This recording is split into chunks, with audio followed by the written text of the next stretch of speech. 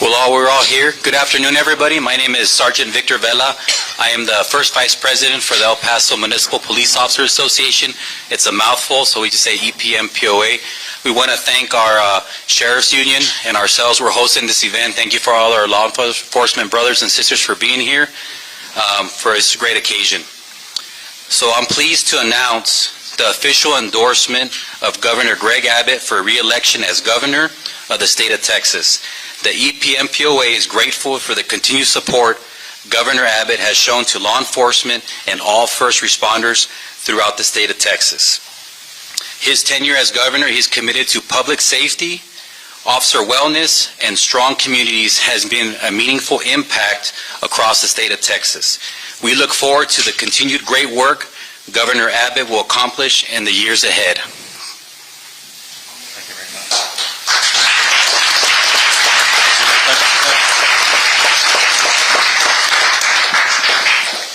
My name is Paul Perez. I'm the president of the National Border Patrol Council, the Border Patrol Union for Border Patrol agents that are located throughout the entire country, with thousands of members here in Texas. And on behalf of the National Border Patrol Council, we strongly endorse and support Governor Greg Abbott for many reasons, but most importantly because of the fact that during the chaotic Biden administration, if it were not for Governor Abbott and what he did on the border, Texas would have been overrun. It was bad enough that Biden allowed millions of people into the country unvetted, but Governor Abbott stood up for all of us and said, hey, you know what? Not in Texas.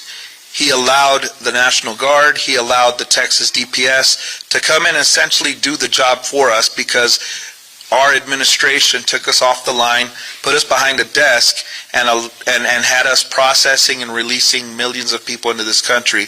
We're very, very fortunate that Governor Abbott took the actions he took by securing the border in a way that hadn't been secured before. If it weren't for Governor Abbott, Texas would have been worse, one of the worst locations along the southwest border, because this was the main funneled entry point, and what Governor Abbott did definitely saved Texas, and for that we owe him a debt of gratitude, and we support and endorse Governor Abbott. Thank you.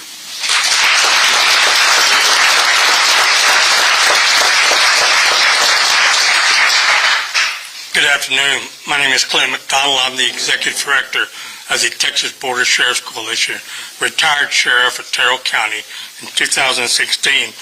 In 2021, I received a call from Governor Abbott when Operation Lone Star was just on the table being discussed, and we talked about the effects of what was happening on the border with our border sheriffs. We're talking about 20 border counties that were getting run over, some of them on the verge of bankruptcy. We met in Del Rio, Texas with the governor in June of 21, then again in July of 21 we met at the Capitol, and I was able to take 4 Democratic sheriffs to Austin from the border to testify for Operation Lone Star for the governor, because those 4 sheriffs from Democratic counties knew the trouble they were facing every day and what their citizens were facing, so they had to stand up for the governor. And since then, the governor has at our backs, and as a 501c3, we cannot endorse as a group, but we do have Valverde County, Zavala County, Dimmitt County, Brewster County, Presidio County here that will endorse Governor Abbott today, and myself as a retired sheriff and as Chief of Police of Petersburg, Texas, I support Governor Abbott, and we will continue to support him as long as he wants to lead this great state. Thank you.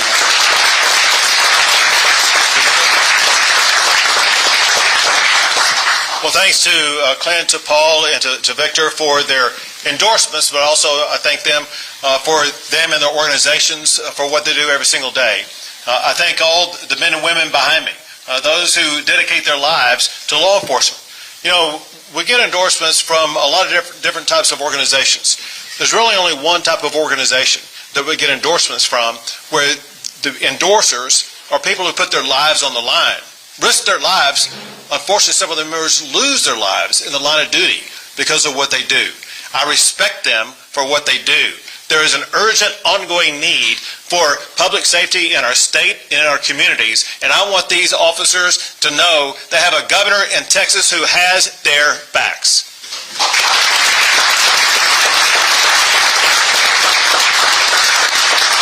The fact is, I've been committed to law enforcement my entire life. When I graduated from Duncanville High School just outside of Dallas, I was given a scholarship to go to college from the Duncanville Police Department.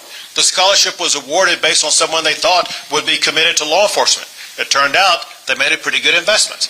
As I went on to be a judge, attorney general, and as governor, I've repeatedly focused on doing everything possible to ensure safe communities across our state. These men and women who gather with me today, they know because they've seen firsthand the way that I work with them every single day to make sure they have the tools and the resources and the support they need to get their jobs done. And I appreciate their support because their support shows the reaffirmation of our collective commitment to the people of Texas to keep our communities safe. More specifically, I want to repeat their names because it means so much. Those endorsing today include the National Border Patrol Council, the El Paso Municipal Police Officers Association, the Texas Game Warden Peace Officers Association, Clint McDonald, and Sheriff Boyd from Goliad County,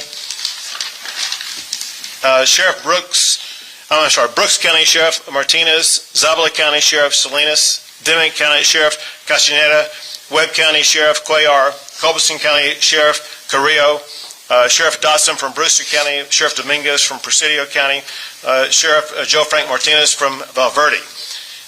These are law enforcement leaders in their communities who serve in ways that go beyond the imagination. And whether it be on the federal side, those working on the border in some of the toughest conditions ever, or those who are in the local level in whatever community. I thank them for everything they do, and their endorsement means a lot. As all of them have articulated, we have fought together against crime, and particularly along the border. I fought with them to keep Texas safe, and what we did, we provided a united front to tackle the unprecedented conditions that we faced on the border over the course of the past 5 years.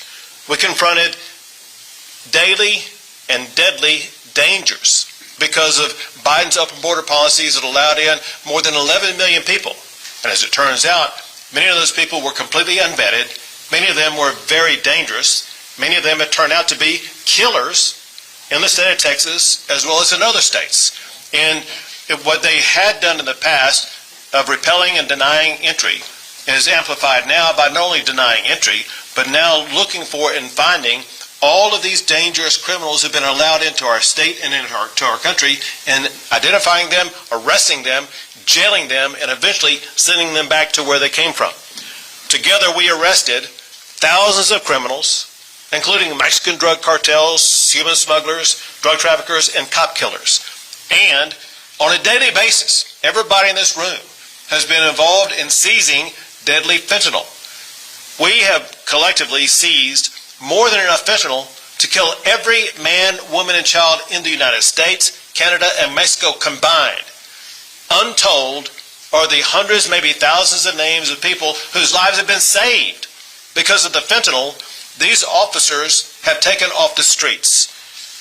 Law enforcement and public safety require ongoing vigilance, and that is what we pledge to the people of Texas, to ensure that our border remains secure, to take the fight to the transnational narco-terrorist, to enforce our nation's laws, to weld shut the revolving door of easy bail for repeat criminals, and to keep those dangerous criminals behind bars.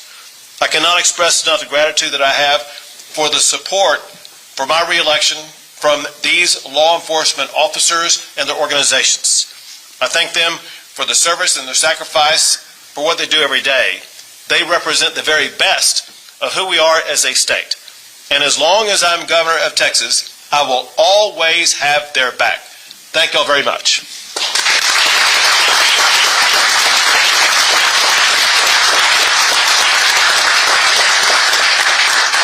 take a few questions. Governor, Sure. regarding the election, given the amount of conservative candidates that found a home here in El Paso that's been traditionally Democratic, do you or your office have a specific strategy to try to keep that progress going? So the process is really already going. I've been to several events already, campaign events already, in El Paso that had record turnouts, way beyond what we even imagined. We didn't even have space large enough for the people who were turning out. So there's something that's bubbling up here. And it really is pretty easy to identify because really it's come down to common sense. It turns out that it's common sense to support stopping illegal immigration. It defies common sense to have open border policies. It is just common sense to support law enforcement as opposed to the defund the police movement. It's just common sense policy not to let boys play in girls' sports. And it's common sense and needed policy that we cut property taxes in Texas, a position, by the way, that is opposed by some Democrats. And so if we just run on those 4 issues alone, we're going to be winning more and more and more in El Paso and across the entire state. Governor, you just came to El Paso about 3 months ago advocating for the amendments that are part of the ballot. All of them passed through. What other topics or what would you still like to push to the finish line if you were to win another term? So there's several things we've got to do for another 4 years. Number one is, even though we've made great strides with those amendments to cut property taxes, what we're doing is a repeat of what we've done in the past. We've got to change the game. We need a comprehensive property tax reform that will truly lead to lasting property tax reductions. They include restricting the ability of property taxing authorities to increase taxes. The state of Texas has limitations on how much we can spend. Local governments that impose property taxes should have restrictions on how much they can spend. Second, no property tax should ever go up without the people having a vote on it. And I say that for a property tax increase to go into effect, it must be voted on by the people and have two-thirds of the people vote in favor of it. Next is appraisal reform. Appraisals are skyrocketing, and they must be reined in. By Texas law, the valuation of your home the appraisal valuation of your home is allowed to go up 10% a year. That must be limited to no more than 3% a year. And as opposed to having your property reappraised every year, have it reappraised only once every 5 years. And the last is, the largest part of your property tax bill is the school district component of the property tax bill. I say that for people who own a home, that the state of Texas be in charge of that revenue for our schools and have the state fully fund our education system and stop the property taxes in people's homes. So that's just one of several things we want to achieve this next session. Property tax reform, public safety. We have to remain committed to securing the border, understanding this important fact. And that is halfway through the term of the next governor of Texas, there's going to be a change in presidency. None of us know right now who that president is going to be. Is it going to be someone like the current president or someone like the former president? What we got to have is a governor who remains committed to securing our border and stopping illegal immigration and going after the dangerous cartels that are killing people in the state of Texas. Governor, I want to touch on education really quickly. You were a supporter of school voucher programs.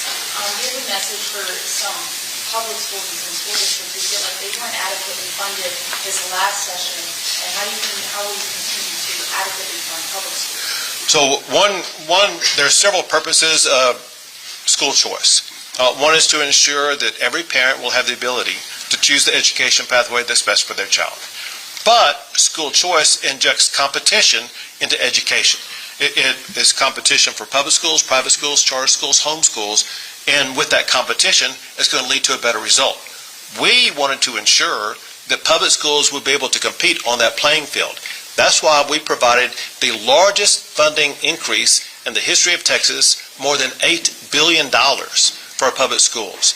We provided $4.4 billion for teacher pay raises, the largest teacher pay raise ever in the history of our state. Our schools are better funded than they've ever been. Our teachers are more highly paid than ever before to make sure they're going to be able to compete on the playing field when we are looking to elevate education for everybody. I have a single goal through this process, and that is to ensure that among the number one rankings we have in the state, that we rank number one for educating our kids. These programs together will ensure Texas is on the pathway to ranking number one for educating our children. Two more questions. Governor, talking about immigration, what do you think should be the relationship between local agency with the federal agency? Just today we have a major operation in East El Paso where several people were arrested in a construction area. What do you think about it? So, immigration enforcement is law enforcement.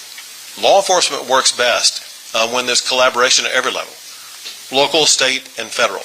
And these people, the law enforcement officers, they are charged to enforce the laws, not make them, but enforce them. And they must be unimpeded in enforcing those laws. And it's very helpful when we have state and local officials helping federal officials. And the opposite is true also. It's very helpful when the state is trying to enforce laws that we have federal backup for what we're doing as a state. So bottom line is, communities are safer when all levels of law enforcement work collaboratively. Last question. Adding on to the immigration issue, Go ahead. I'll let you both ask one. I'm sorry about that, thank you.